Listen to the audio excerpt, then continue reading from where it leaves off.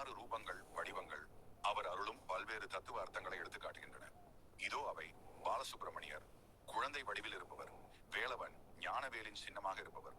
கிருகநாதர், சிவ தத்துவங்களை கற்றுத்தரும் ஆசிரியர். குமரன், இளம் பருவத்தை பிரதிபலிக்கும் வடிவம். கார்த்திகேயன், கார்த்திகை பெண்களின் மகன். குகன், உள்ளத்தின் ஆழங்களை விளக்குபவர். சேனாதிபதி, தேவசேனைகளின் தலைவன். அருமுகன், 6 முகங்களுடன் அறுசுவைகளையும் அருசக்திகளையும் தன்னகத்தே கொண்டவர். சோமஸ்கந்தர், சிவபெருமானும் பார்வதியும் நடுவே குழந்தையாக இருப்பவர்.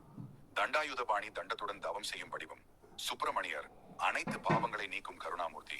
ஷண்முகர், 6 முகங்களுடன் 6 திசைகளையும் காக்கும் வடிவம்.